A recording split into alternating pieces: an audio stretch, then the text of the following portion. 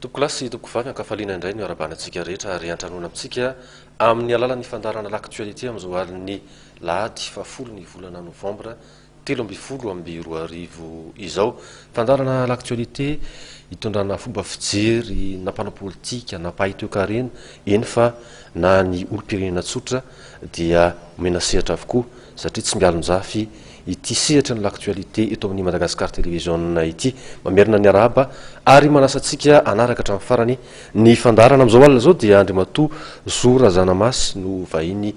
eto amin'ny fandarana mivahiny eto na eo ary zay mety firehana na fironana politika nisy azy dia maha olom-pirenena azy no atongavany hitafatafa idinidinika ary aneo hevitra atao anatin'ny fandarana amin'ity alina ity. Andriamatoa Zora Zanamasy miaraba anao amin'ny fandarana.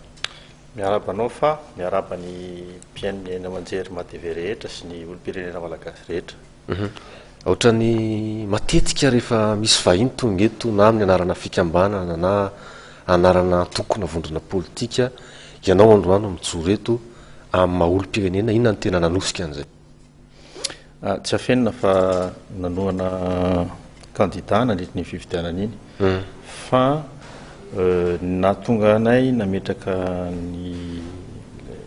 fitarainana dia tsy amin'ny mampikambana ao anatin'izany fanoanana ilay kandida zany fa ny fahitana hoe tena nisy zavatra tsy nety satria olona amin'ny lafy valonosy no ny fanerasera taminay nresaka taminay mikasika an'izany. Nametraka reketra ianareo zany hoe mandray andraikitra amin'ny maha olom-pirenena zay ny arahantsika nahita ny fisotra ny fifidianana ny fanomanana azy teo alohan'izay fifidianana zay ahoana ny fahitanareo azy amin'ny akapobeany zany satria ny fianakaviam-be raisam-pirenena dia efa naneo mifankasitrahany an'iny ary atao hoe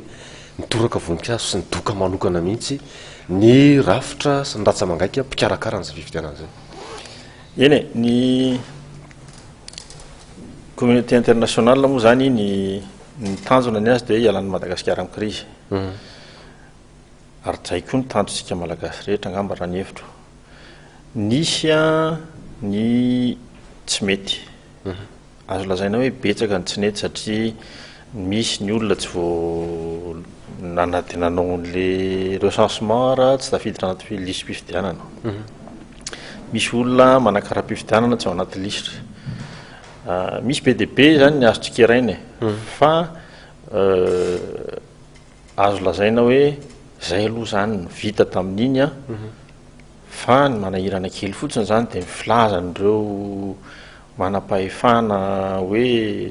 nety tsara daholo tsy mety zany milaza hoe mety tsara daholo zany tsy maintsy tsika iraina hoe reto tsy nety ekena zay tsy nety ahafahana manarina azy. Manarakarak' izany eo amin'ny lafiny hoe fomba fiteny koa tsika nge malagasy tsika malagasy tsy mba mifandratra zany rehefa ohatra ka misy olona miteny hoe tsy mahazo miditra tsolonareo fa ny dalanareo no natoa tsy tafiditra ao anaty listra nefa hatr'izay dia efa malagasy nanomana an'le fifidianana tsy nisy an'izany ohatra manahirana ihany le valitena. Fa nisy kosa aloha ianao manko eto mijoro maha olom-pirenena hoe mandray andraikitra fa tsy karitra nefa nisy fotoana atao anatin'ny fandrafetana ny listra fa tongavany listra teny amin'ny fokotany nisy foana nyfanentanana kosa natao hoe tongava ny olom-pirenena izay tonga taona hifidy manara-maso manamarina mijery ny anarany fa ny zavatra nisy ny olom-pirenena mihitsy koa somary ohatrany nahitana hoe fiaotraorana na fahalainana mihitsy aza tamin'izay fanara-maso fanamarina zay. Marina zany fa raha ohatra zao ianao ka ohatra ny vadiko zao roapolo taona izy tao amin'ny fokotany nisany roapolo taona zay mivady no misoratra amin'ny listra hatram'izay izy rehefa misy recensement dia mameno recensement fenona ara-dalàna ny recensement dia miandry ny fokotany anao ny asany mety foana izy hatram'izay tamin'ity matianina raisam-pirenena mihitsy nandray andraikitra amin'ny fanomanana ilay fifidianana ahoana moa no everanao fa hoe tsy haino n'le sefokotany kely teo le izy nefa dia nisy latsaka aloha iny zany fa zay ho nataoko hoe tsy izy zany miprofo fa na isika malagasy na olona avy any ivelany mety misy indro latsaka foana ny zavatra atao dia azo atsaraina foana dia zay ny tanjona hoe natsarana azy fa zay aloha ny vita. Nametraka fitarainana sy fitakiana inanivon'ny fitsarana manokana misahana fifidianana ianao inona ny votoatan'izay amin'ny akapobeany? Rehefa nandeha zany nireny fampelezan-kevitra reny a dia nahita olona maro zay olotsotra olona avy any amin'ny lafiny politika hafa dia mitaraina be dia be mihitsy ny olona mitaraina hoe tsy rary koa zao fa mbola lazaina fa hoavozina ny fomba fanao nefa dia nomaly tsy niova ihany dia eo no mahatonga ny tena tonga saina zany a ndao rangamba handray andraikitra tsika ndao a iantso namana mba afaka hanoro hoe ahoana ny hitantaraina ny fitarainan'reto olotsotra reto mba ho tonga any amin'ny tompona andraikitra satria zay foana mantsy le izy le olo-pirenena tsotra le olotsotra foana mena tsiny hoe ka nareo tsy mandray ny andraikitrareo dia nyraisin'reo olonreo ndraisina be dia be ny olona nytaraina vitsy ny sanjoro tsorony zany raha vo hoe andalo fitsarana sao dia migatra amin'izany zay raha mandalo fitsarana sao dia ananana olana amin'ny lehibe anay zany fa nisy ny sanjoro nisy namanareo mpanao gazety sanjoro nisy olona tsotra sanjoro dia reny a mba niazahana hoe efa sanjoro reto olo reto mba hadiditsika koa zany mba mitatitra an'izay a any amin'ny fahefanampitsara tao anatiny atao hoe fiarana tamina kandida anankiray ianao nandritra ny fifidianana nahoana ny tsy tamin'ny anaran'ny kandida na tamin'ny anaran'izay vondrony zay nametrahana n'lay rekety mety manana lanjany kokoa ve izy amin'izao fomba nitondrana azy hoe amin'ny maha olo-pirenena izao sa mety afaka kokoa ny lanjany raha ohatra ka nentina tamin'ny anarana kandida tsy fantako ny valin'ny fanontanianao tsy fantako fa inona natonga le izy amin'ny anarany hoe izany mitondra le izy amin'ny anaran'ny olotsotra rehefa nresaka tamin'io kandida io a zany nandritra n'ireo fampelezan-kevitra reo dia ny fanarahanay zavatra tsotra kely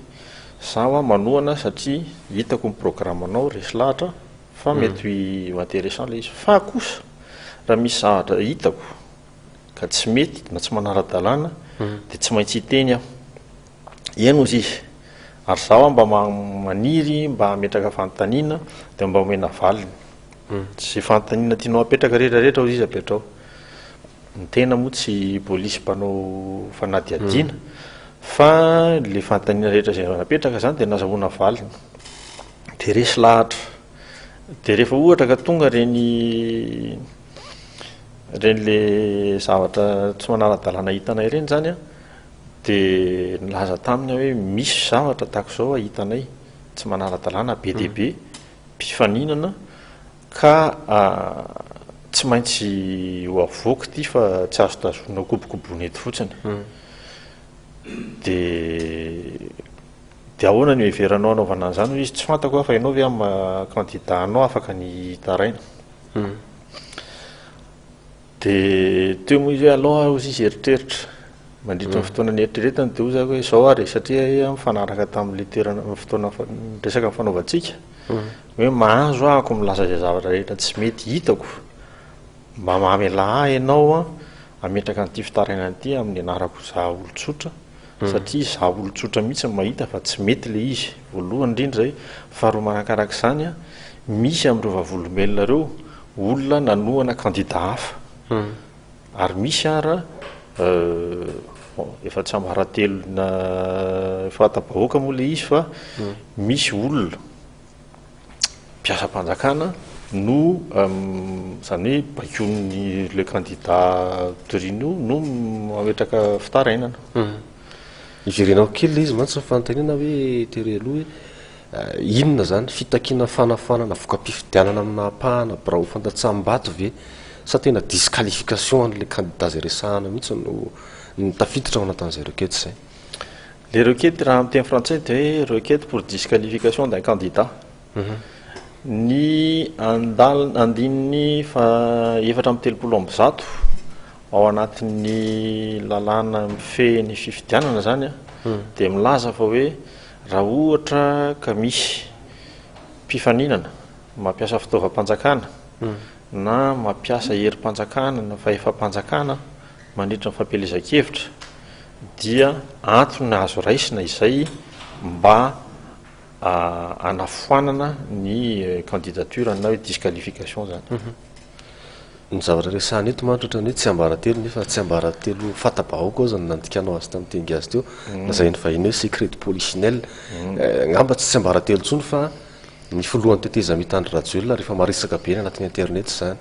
am'ireo atao hoe tranokalam-pifandraisana sy ny masoivombaovao avy any ivelany de samy mivoy an'izany fa nanio fanoanana ofisialy ny kandida anankiray izay tafiditra ao anatin'ny fiodinana faharoa ny tenany ahoana ny fahitanao an'izay lafan'izay satria be de be ny faneho-kevitra am'izao tsika amin'ny teny zao mafana be ny ady hevitra mikasika an'io ary mirona fameno am'izay tenenareo disqualification zay ny resaka ka zay indrindra le izy zay indrindra le izy hoe eto amintsika zany misy ny lalàna de le lalàna tsy tokony hoe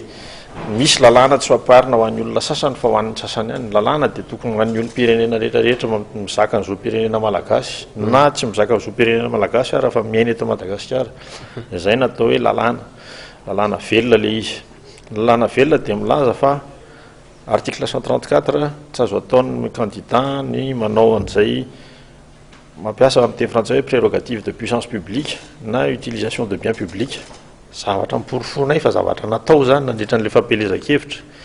ankehitriny andriamatoa Andry Rajoelina de milaza mazava tsara tamin'ny mpanao gazety vahiny Le Monde angamba izay raha tsy diso hoe nanohany izy de nivoiziny RFI avy eo de nivoiziny RFI avy eo hoe nanohany izy avy ato ambadika ary nampanohana naprisy an'ireo ministra namany anohana ny candidat andriamatoa ministra Hery Rajaonary Ranomampianina raha lany lalàna zany lalàna milaza fa tsy azo atao zany de zany mahatonga anay rapitso de rapitso zay de mbola ametraka requête supplémentaire namafisana zany le fangatahana zany eo raisinareo karazana proof vaovao anoanana ny requête efa mipetraka zay fanambarana natao filohan'ny teteza mihitsy zay proof vaovao ny rahan'ny olona rehetra nahita sy naheny fa tsy hoe kory hoe ny fotolonintsika amin'ny rahalahy le resaka ya ny zavatra kely somary mampanahy matsy andriamatoa zo razanamasy sarotra ihany ny ino hoe ny folohan'ny teteza mihita ave zay faratampo eto Madagasikara dia tsy hafantatra fa zavatra tsy mifanaraka amin'ny lalàna zany fietsika taon'izany ohatra sanatria tsy tsika ny tsara azy fa ny lalàna misy ny lalàna velona mipetraka eto ny fanahina kely mipetraka hoe atsaiko ny analizinao manokana tsy ahina ave mety hiteraka fifandirana na ampienjandro ny tady indray zany zavatra rehetrarehetra zany hipetraka ny requête hamaly ve ny CES araka mifangatanareo satria na ny CES fitsarana manokana momba fifidianana ny fomba nametrahana azy a de fa nenga tao anatin'ny ady hevitra sy tena disadisa be ny ihany hipetraka izy a istatué na anapaka mikasika ny requête a na fitsarana misy efatra ambizato zany le requête am'izao raha fanazavana azy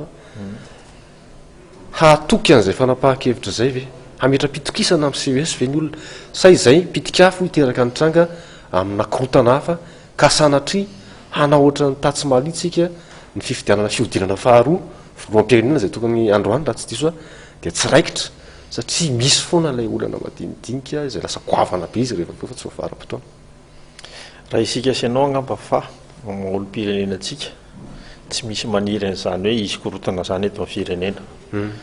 ny raha nahita reny nitranga tamin'ny 72 91 2002 2002 isaka misy korotana eto amin'ny firenena de mitotongana ny farim-piainantsika menakavy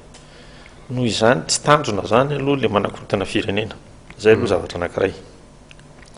faharoa manakarak'izay a eo amin'ny resaka hoe inona ny mety ho vokatry le fanapahan-kevitra tsy afenina aminao fa mila courage avy any amin'ny CES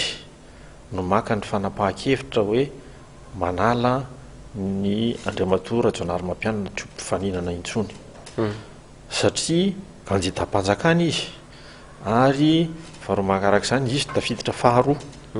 ka zay courage zay eo zany tsika malagasy ny hoe mila mampiseho hoe eto aminay ny fanjakana de efa maleo tena ny fanjakan'ny mpitsara satria eo foana mantsy le olana hoe voavidy voly ireo mpitsara ireo hoe maketsy reo sanatria mivavana dininy lela ny teny an'izany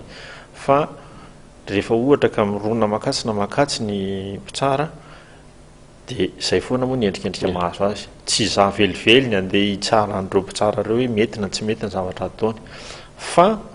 napetraka iny requête iny de ozy ianao hoe sao de hitarika korotany zany de eo arana averiko aminao le fanontaniana alay voatsaina hoe raha ny fitadidiako azy faritra efatra eran'ny Madagasikara zany no nanay pirofo hoe nisy fividianana vato, nisy fampiasana fitaovam-panjakana, nisy fampiasana herim-panjakana tsy ara-dalàna ny fampielezan-kevitra. Zany zavatra zany dia raha antsika mahalala fa mety mampiova ny vato na latsaky ny olona. Zany hoe misy kandida anankiray zany a nampiasa fitaovana tsy ara-dalàna sy fomba tsy ara-dalàna azahoana vato betsaka noho ny hafa. Raha iaraha malala iaraha manaiky fa nanao an'izany izy nefa mbola velanao hiditra fiodinana faharoa dia inona ny eritreritrireo le raika amby 30 ambiny zany hoe vahoana kosa moa zany izy hoe efa tsy nanara-dalàna dia mbola avela miditra final ihany fa ahoana zany zay dia mety reo olona reo koa mety na ny olona nanohana an'ireo olona reo koa mety tsy ho faly. Be dia be ihany no mijery antsika malaza zao dia manao kajikajy hoe raha tomarina tokoa moa ka hoe mipetraka le disqualification na fampitsanana andarana ny kandida Rajaonarimampianina dia rehefa mijery an'ilay vokatra voanambarany senitra ange dia kandida niara-dita aminareo manarakaraka eo. Ahoana ny ahafahana hoe olom-pirenena tsotra marina ty mandray indraikitra miresaka amiko ty fa tsy misy ve mety forana hoe tena mampetipety ny mpiaradia amin'ny ady kosa raha disqualifié Rajaonarimampianina. Tsy andainga aminao aho ahy za tonga eto zany hoe afaka ny afony fa za tsy andainga taminao hoe nanohana any Andriamatoa ajo Andrianarivelo a nandritra n'iny fampelezan-kevitra iny. Mety izy no tafakatra eo raha ohatra ka validen'ny CES ny résultat provisoire fa izy moa no milaza aminao fa 1% nge nelanelan'ny Roland Ratsiraka sy ajo Andrianarivelo zao izy milaza aminao fa tsy ndroiketina petraky ny olona rehetrarehetra tany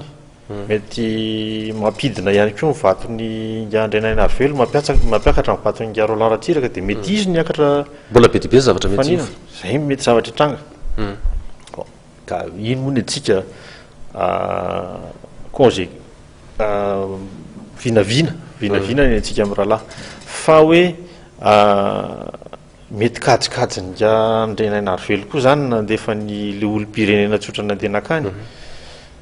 tsy zavatra tsy lavina mihitsy hoe efa nieritreretiny zany zavatra zany fa ny zavatra mipetraka ny zavatra voalohany indrindra mipetraka aloha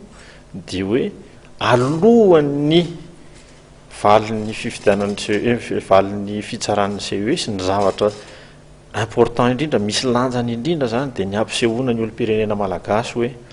sahy amin'izay nareo mijoro aza manaiky lembenana intsony rehefa manao zavatra tsara dalàna na ny mpitondra anareo ary na ny manam-pahefana ary zay ny zavatra tiana ho tena taterina zany.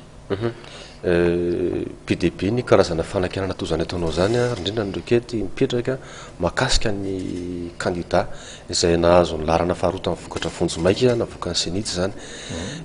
Andriamatoa Rajoelina Nirina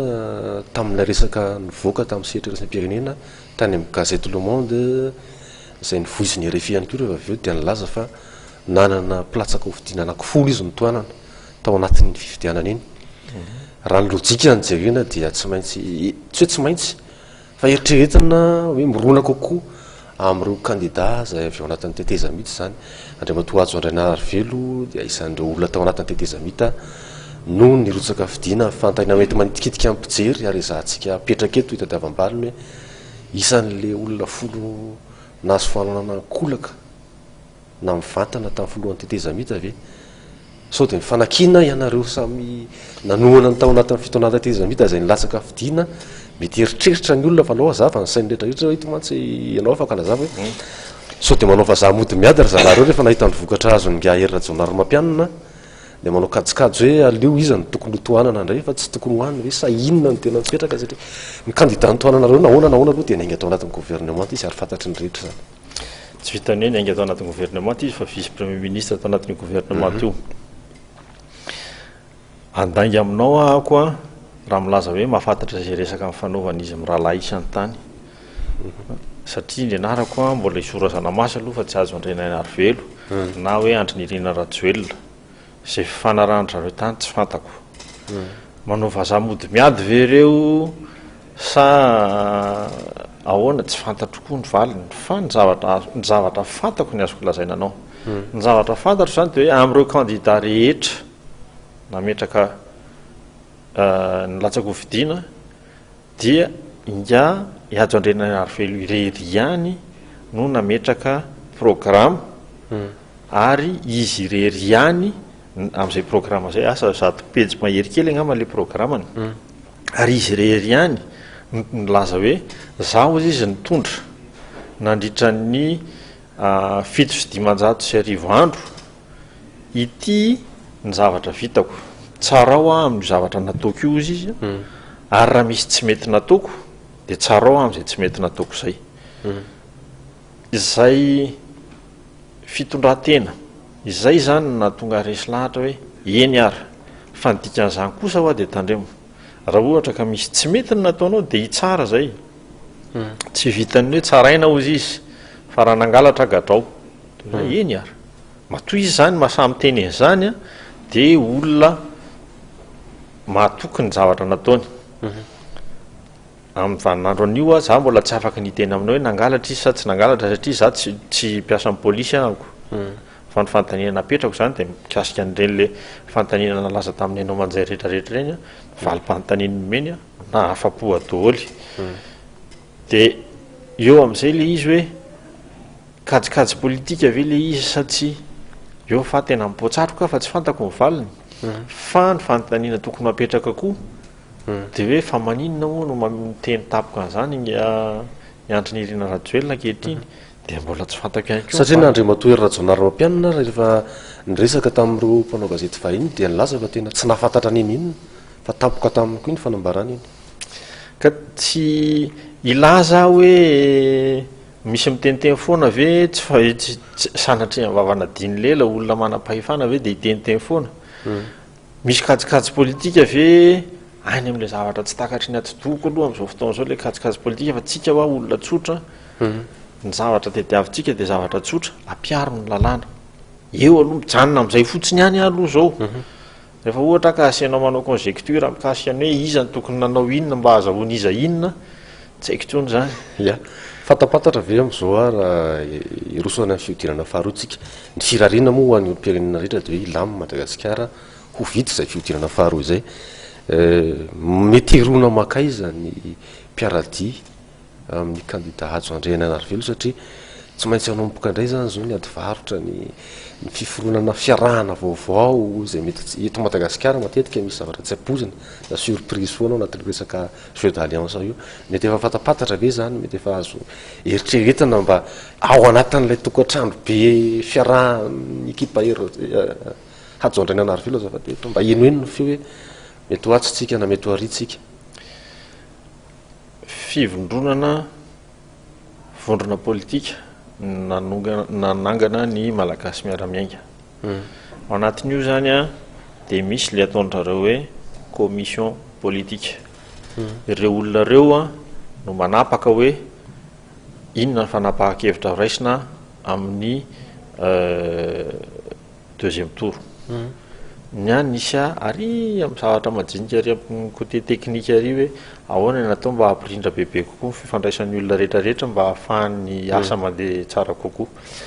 ka tsara angamba ianao raha mitodika any amin'ny zareo any amin'ny commission politika aloha mikasika an'izay hoe inona no zavatra inona ny ironan'ny fanapahakevitry ny malagasy miara-miainga fa raha zahako nantanianao za raha zanamasy zo dia hoy za hoe tsy misy olona amin'izao fotoana izao a afaka milaza hoe afaka hitondra ny fanjakana io miaraka amina amin'ny fomba matanjaka satria tsy hisy majorité eo tsy maintsy zany a zay mpitondra fanjakana eo hitanty finamanana amin'izay olona manana solombavam-bahoaka noho izany zany raha ohatra ka manan-kevitra ny malagasy miara-mainga anana lanja eo amin'ny fanaovana politika eto amin'ny firenena dia ny zavatra tokony ho ataony aloha dia manao zay mahalany ireo kandida narotsany dia raha nytanianao zany dia zay aloha tokony ho ataony fa averiko solombavam-bahoaka lany mba azahoana solombavam-bahoaka be indrindra arak'izay azo atao fa averiko indray za tsy eo anatin'le commission politika tsy afaka manapaka mikasika an'izany mihitsy a iverenantsika ary amin'ny maha-olom-pirenena tsotranao zay natonga anao vahiny eto androany a manahoana ny fahitan'andriamatoa Zora Zanamasy an'izay hoe fandraisana ndraikitra ny olo-pirenena ao anatiny raha-politika raha-pirenena zay titontsika hatramin'izay dia ohatrany hoe mampatahotra zany nisy fotoana mihitsy ary mpanao politika no mivoeny ambadika hoe ratsy manao politika ary natonga fialangalanana be dehibe tamin'ny olo-pirenena malagasy amin'izay hoe fahasahina mandray andraikitra fahasahina miresaka ny raha-pirenena zay manahoana fahitanao fivoarana zava-misy amin'izao fotoana zao raha tarafina mivokatra farany azo tamin'ny fifidianana tarafina amin'ny tapavitriana zay navoaka ny senity tamin'ny vokatra vonjomaika teo manahoana fahitanao an'izy raika ambien'nypolo isan-jato angamareser tsy va mifidy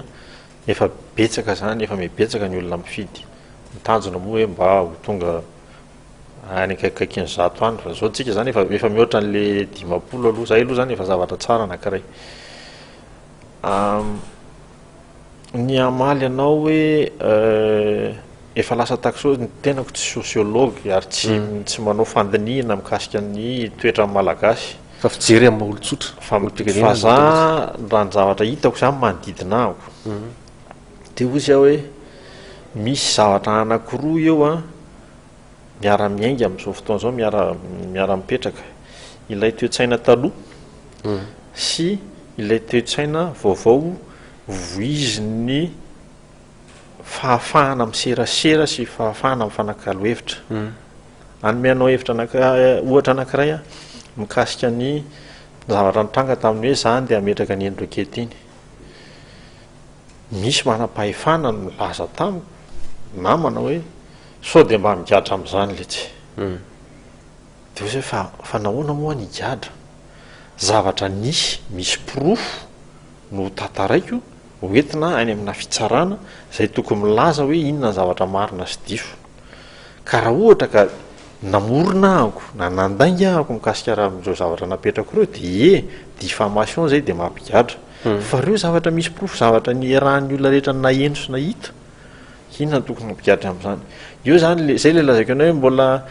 mampiseho zany a le faritra hoe toe-tsaina taloha ao anatin'le fampiororona ny olona fampitahorana ny olona de ao kosa am'izao fotoana zao entony aina manjery ianao moa tena nresaka hoe internet ny internet ny réseaux sociaux rehetrarehetra reny zavatra reny a efa mampirisika ny olona de tsy mety tsonikosa fa de be deaibe ny olona any amin'ny Twitter any amin'ny Facebook amin'ny Google Plus mandefa félicitation hoe tena tsara fa toizo de ny ahy milaza hoe raha nahafinaritra anareo zavatra nataoko a tsy mifampirisihana anoy ny zava-dehibe fa mifampirisihana ny tsirairay avy manodidina atsika anao ohatran'izay andray andraikitra aza manaiky lembenana intsony ia somary efa lasalasa ihany na fotoana atsika andriamato zorazana masy inona no amitinana an'izay resatresaka izay resatresaka mahakasika fifidianana no sandra raha-pirenena mikapobe ny any zavatra tiako lazaina de misy teboka roa ny voalohany indrindra ny tenako zao de anisan'ny mitsikera ny senita sy ny ONU tamin'ny fikarakarahany fifidianana iny satria betsaka ny lesoka fa na tiana na tsy tiana de hoy aho hoe zay aloha no vita ekeo ny zavatra vita satria raha tsy ekena ny zavatra vita tsy androso mihitsy tsika fanatsarana ny zavatra vita no ahafahana manatsara no avy ray aloha zay noho izany a ny olona milaza hoe foany any ny fifidianana iny a tsy miompokevitra amin'zareo mihitsy ahako satria ozy aho hoe na tiana na tsy tiana nisy malagasy efa ho 3 tapitrisa sa 4 tapitrisa naneo ny heviny tsy maintsy ajaina zay fa tsy hoe kory olona mpanao politika vitsivitsy eto Antananarivo na samyseho aina manjery no andeha anapaka eo amin'ny toerandreo malagasy amina tapitrisany nandeha mifidy reo tsy maintsy ajaina safidin'ireny olona reny na tiana na tsy tiana ary ny zavatra vokany ray zay faharoa mankarak'izay a ny mpanao politika asany no maka fitondrana rehefa ohatra ka avelatsika izy anao zay rehetra tia na tsy manara-dalàna ary aka n'io fitondrana io de ho ataony zay satria zay no asany ny aka fitondrana fa anjarantsika olo-pirenena kosa no milaza hoe tandremo fa mijery anareo zay ary zay tsy manaiky ny zavatra ataonareo satria ireo institution rehetrarehetra reo zany na ny mpitsara zany na ny exécutif sy ny rehetrarehetra anjarantsika olo-pirenena manao an'izay ary isorako be dia be anareo mpanao gazety sy mpanao aina aman-jery moa zany mba manome anay olo-pirenena sehatra afahana miteny an'izany fa izay atao hoe citoyenneté ozy izy ny frantsay tsy hitako izay ilazana azy amin'ny teny gasy moa zany izay citoyenneté zay tsy maintsy voizina mafy satria zay nafahan'ireo tanàna afrikanina tavaratra ireo niala tamin'ny ziogan'ny Kadhafi tamin'ny Mubarak sy ny namany sy ny namany za tsy miteny hoe aongany indray izay tonga manaraka eo fa ozy aho hoe ampiaro ny lalànantsika ampiaro ny lalànantsika dia mba samy miaro ny zoantsika fa raha ohatra ka izo rery no miaro ny zoany dia tsy mety fa rehefa ohatra izy ka miaraka amin'ny fana miaraka amin'ny olona maromaro dia tonga manarivontsika dia matahotra rehetra sy rehefa angala-bato amin'ny manaraka matahotra izy rehefa andika lalàna manaraka eny ary sorana be deaibe ianao andrimatoa zorazana masina va iny tato amin'ny fandaharana tamin'ity alina ity tondra an'izay hevitra izay ho atsika mpijery mety misy ny mahafantatra azy ianareo niara-dia tamin'ny kandida Hajo Andriana Inarivelo izy fa nisafidy izy teto ivahiny amin'ny maha olo-pirenena tsotra mitondra an'izay anjara biriky amin'ny fandraisana andraikitra izay teny fohy ahafahanao manao mandram-piona sy manome hafatra ho an'ny olo-pirenena malagasy zay manaraka fandarana dia misaotra anao fotsiny hafa dia misaotra anareo olo-pirenena malagasy rehetra ny eno ny aina aman-jery fa dia mba manantena fa tsy hanao viverinena ahako fa mba hanao ohatran'izany daholo nareo rehefa misy zavatra tsy raro ny tranga mpiarabelona amintsika misaotra tompo ny ary tapitra ihany koa nyfandarantsika amin'izao alina izao ankasitrahana teknisianina rehetrarehetra niarany salata amin'ny fampitana ny sary sy ny feo toy zany koa ianareo izay mpanome avaram-patana ty fandarana l'actualité eto amin'ny Madagasikara télévision ity makasitraka makaterina dia makalaza ny fiarahana ho manaraka indray veloma tompoko Matoa Robinson Jean-Louis, candidat natokoavana sy ny akolafy-ravalomanana, nahazo mpifidy misy 735 sy 5 sy vetsy ary nahazo ny salanisa 2 faingo 7 isanjato. Sendrimatoa Rajonary Mampianina Hery nahazo mpifidy miisa 900 sy 10 sy 4 sy hevitoetsy nahazo ny salanisa 5 faingo 7 isanjato tamin'ny fifidianana filoham-pirenena fiodinana voalohany izay nitototsaina 20 oktobra lasa teo. Ireo ny kandida ifanandrina amin'ny dingana faharoa izay kasainy nitototsaina 20 desambra ho avy izao. Io ny fantatra nandritra ny fanambarana ny valim-pifidianana vonjomaika nataon'ny voamera manokana amin'ny sanana ny fifidianana na ny senita io tolakandro tetsy amin'ny foibe ny etsy alarobia. Ny pilatsako fidiana Ravalson Clément Zafisolo 320 sy 4 sy 5 alina iray faingo 5 isanjato. Ny vato azo ny kandida Rajonary Mampianina Rakotoarimanana Hery Marsial 4 sy 400 sy 400 sy 10 sy 4 alina sy 7 hetsy 5 faingo 3 sy 10 isanjato. Ny vato azo ny kandida Bearson Roland Dieudonné Diva Ombe 7 amby zato sy 2 sy 3 alina aotra faingo 1 amby 70 isanjato. Ny vato azo ny kandida Ratsiraka Iarovana Roland 2 amby 30 sy 700 sy 7 sy 4 hetsy 5 isanjato. Ny vato azo ny kandida Hajo Hervelona Andrianaina Arivelo 3 amby 50 amby zato sy 4 sy 7 alina sy 4 hetsy 10 faingo 1 amby 50 isanjato. Ny vato azo ny kandida Rakoto Andrianirina Fetison 5 amby 50 sy 500 sy 7 alina sy 4 hetsy 1 faingo 10 isanjato. Ny vato azo ny kandida Rabemanantsoa Brigitte Antanirina 2 amby 50 sy 900 sy 2 sy 4 alina 1 faingo 8 amby 30 isanjato.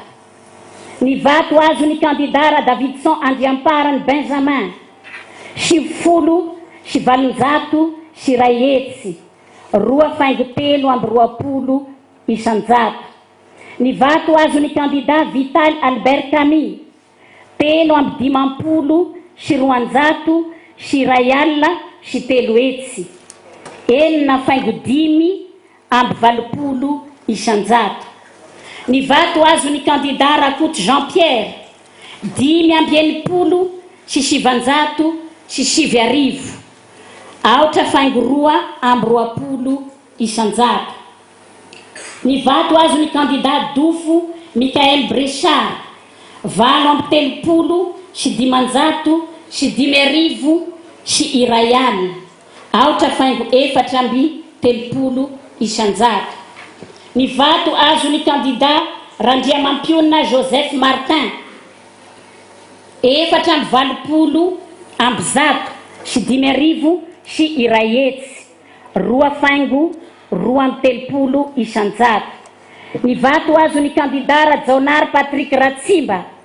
4,30 sivanjato 7,3 alina aotra faingo 4,20 isanjato. Ny vato azony candidat Rabearchou Sara épouse Georget 5,20 eninjato 3,2 etsy 4,50 isanjato. Ny vato azony candidat Tinasou Fredy 1,70 sivanjato 7,2 aotra faingo 2,20 isanjato. Ny vato azony candidat Razafiarson Laza 2,50 sivanjato 7,2 alina aotra faingo 2,20 isanjato. Ny vato azony candidat Monja Roindefo Zafitsimivalo 3,20 dimanjato 7,2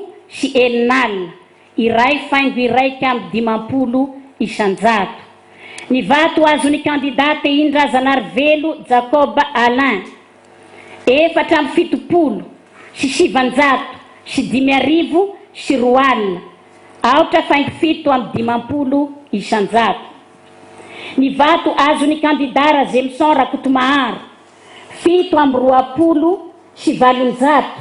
7,2 alina aotra faingo 4,20 isanjato. Ny vato azony candidat Lainirique Jean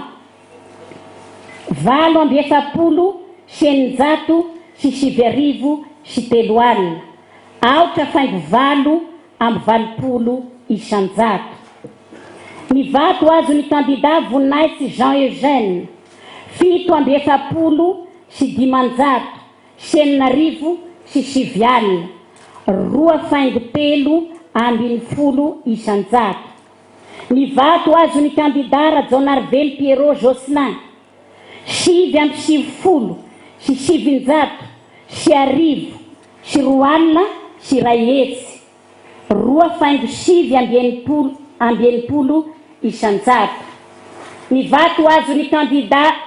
Randriamanantsoa Tabera 3,50 roanjato 4 alina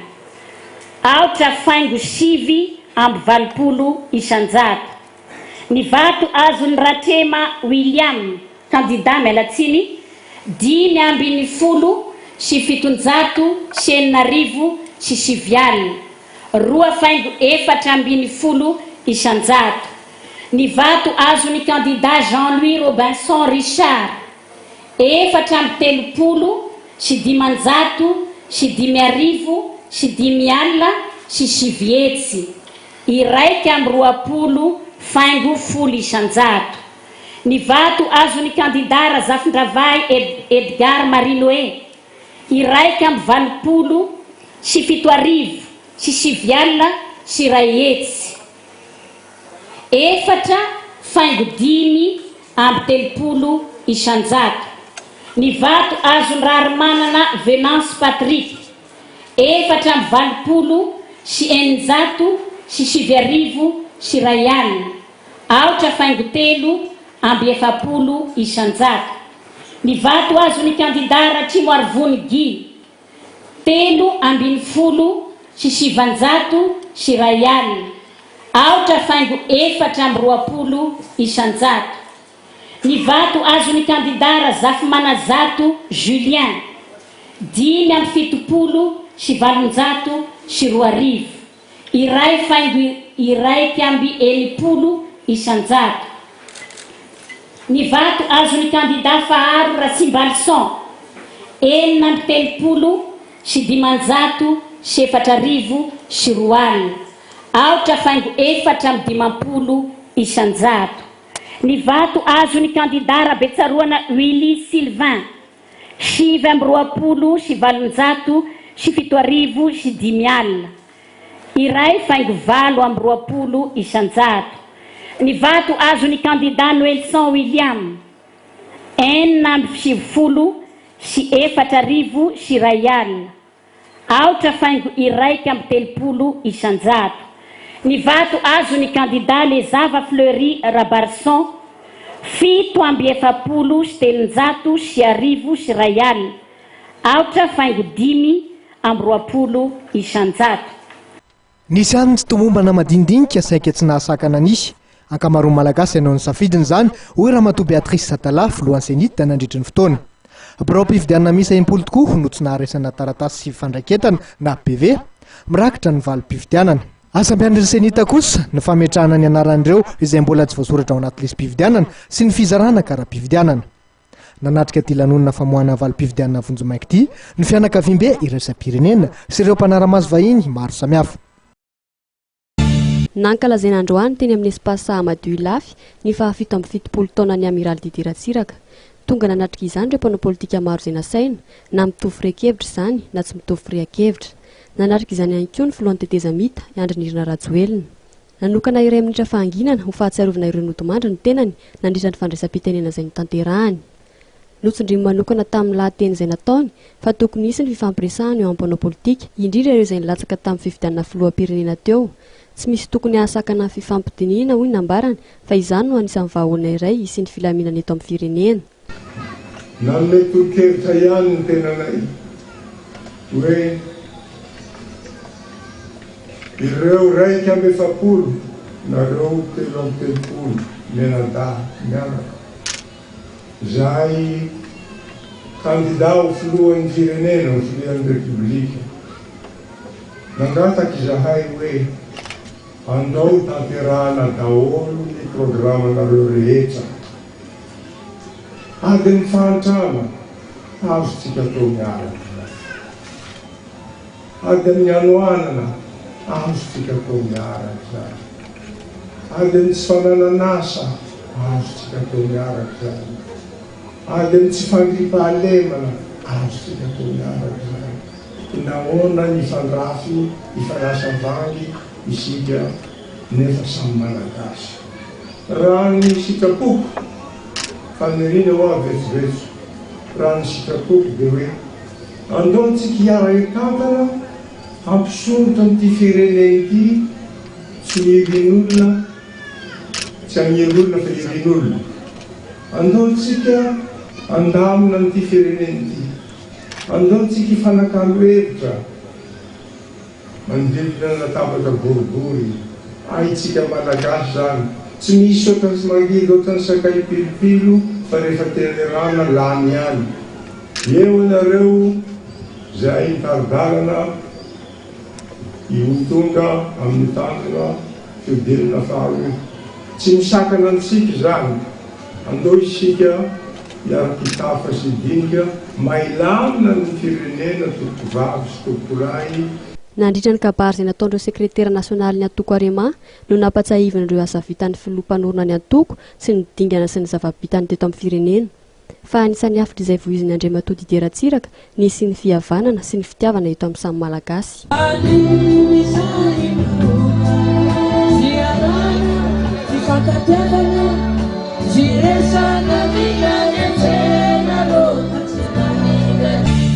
Ho fanohizana ny fanampiana ara-tsosialy dia notolorany avy eo amin'ny fikambanana FIAMA na ny firesakinana andrebavilanitra malagasy sy ny savony tropikala vary 30 kilao, savony, drapandrina, lambajaza miaraka tamin'ny Ropatsa i Ramatoa Ernestine renin'ny kambana telo mianada izay teraka ny sabotsy lasa teo ny iray tamin'izy ireo izay vavikely ka ny lahady kosa nireo lahy mipetraka eny amin'ny fokotany manaro Tsoatsinanana. Izy telo mianada ireto ny voalohan'ny zazakambana teraka izy mivady.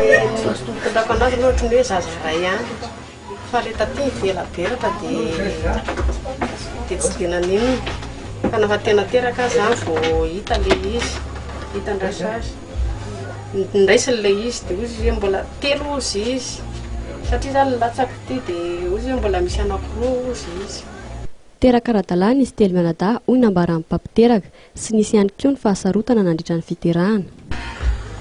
Tsisy problème aloha tamin'le kambana telo. Tsisy fahasarotana le anankiray teraka sabotsy zareo zany ny aya hoe ahoana le elabe le anankiray dia zany moa ny teny tamin' zareo hoe fomba zany tsy mampanina tsisy fahatarana zany tsisy ninona satria fa za olona manara-maso anareo eto dia ny alahady hariva moa voateraka ny anankiroa dia tsisy fahasahiranana tsisy nanahirana mihitsy zany ny tena mariny. Nandritra ny fanaterany avy ao amin'ny fikambanana FIAMA sy ny savon'ireo tropikala ny fanampiana sy ny ropatsa dia nanentana azy mivady ny fikambanana amin'ny fandrindrana fiainam-pianakaviana satria dia valy mianadahy amin'izy telo ireto ny zanaka nateraka izy mivady. Ny zavatra hita ihany koa dia mbola maro ny malagasy tsy manatona tobim-pahasalamana rehefa hiteraka. Hetsika lehibe izay nanehoana ny fomba fikarakarana ny taovolo, io no nentin'ny marika maneran-tany momba ny fikojanana ny taovolo sy ny endrika L'Oréal nankalazana ny 20 taona nisian'ny marika teto Madagasikara. Ny taona 2027 no nifanaraka tamin'ny groupe Edelec ny marika L'Oréal fa hitondra ny vokatra misy ao aminy eto amin'ny nosy.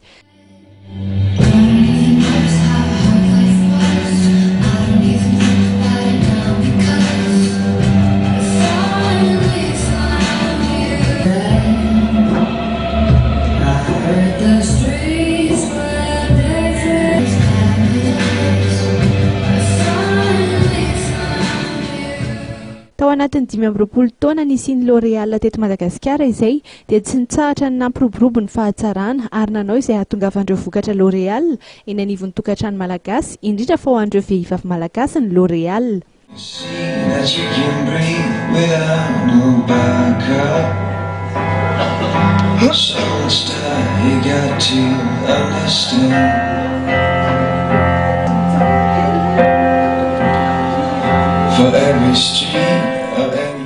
Ankoatra ny fampiroboroboana ny marika dia efa 10 taona izao no nisy ihany koa ny ivitoerana manofana manokana ireo mpanao volo ka miompana amin'ny fikarakarana ny hodi-doha sy ny teknika ny fandokoana ny volo no atao amin'izany ka isan'ireo sangana sy manam-pahaizana manokana amin'izany ny tafavoaka ao amin'ny ivitoeram-piofanana. Efa misy ny mampiofana manokana avy any ivelany izay tonga eto toerana isaky ny 7 taona mizara ny fahaizany amin'ny malagasy amin'ny fampiasana ny marika L'Oréal. Ny omaly moa dia anisy ny fanehoana ampahibe maso izany fahaizana mikirakira ny taovolo izany tamin'ny alalan'ny filatroana sy fampisehoan'ireo matianina ny fahaizan'izy ireo.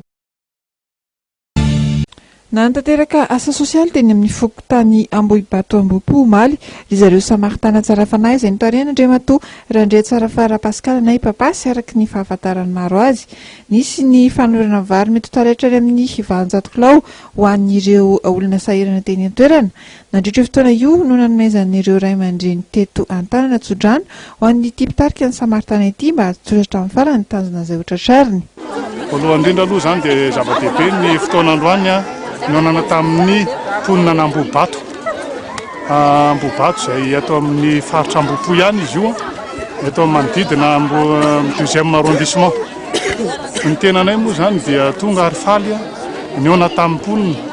teto amin'ity Ambohibato ity. Indrindra koa fa ireo ray aman-dreny be izay tokony mena voninahitra tokoa amin'izao toerana misy azy izao. Ina moa ny atonavana amin'ity toerana ity dia ny hangataka Tsodrano amin'ny ray aman-dreny be eto an-tanàna indrindra fa ty Ambohibato izay atao hoe toerana izay lehibe sy voalohany eto amin'ity faritra Ambohipo ity. Dia nisy ny fizarana satria Samaritana tsara fanahy ihany koa ty olona manoloana antsika ity izay nanao asa efa maro zany teo amin'ny fiangonana ary mitatra koa zany aty amin'ny fiarahamonina tahaka izao. Malagasy vonona ny tenanay ka dia vonona mandrakariva ifampizara sy anome tanana ary izara sy hanolotra fitiavana amin'ireo sahirana ireo. Nanambara moa Andriamatoa Randria Tsarafara Pascal fa tsy vao sambany nanampany vahoaka toy izao izy fa efa imbetsaka no nantanteraka izany ao amin'ny firaisana faharoa iny. Lazana ihany koa izy fa tsy mijanona intsony ny fanampiana ataon'izy ireo amin'ny sahirana fa dia hitohy hatrany. tanora afaka miatrika ny tsena avy hatrany ireo indray mihirana mpianatra miisa roa Fanilo sy Matsangy avy amin'ny sapam-piofanana gestion et management, commerce et marketing, droit ary communication izay navoaka ny sekoly ambony uprima tamin'ny androandy teto amin'ny espace Saloy Avilo. Mitotala eo amin'ny 400 eo izy ireo ka ny indray mihira Fanilo misy mpianatra 200 dia ahitana ireo mpianatra nazy ny mari-pahaizana DTS rehefa avy nanaraka fiofanana nandritra ny roa taona. Ny indray mihira Matsangy kosa misy mpianatra 400 dia ahitana ireo mpianatra nazy ny mari-pahaizana master 1 izany hoe navita fiofanana nandritra ny 4 taona. Mampiavaka ny zareo dia ao aminay misy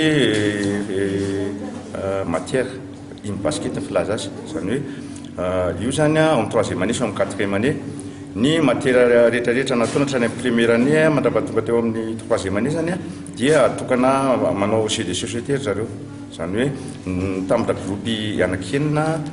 enina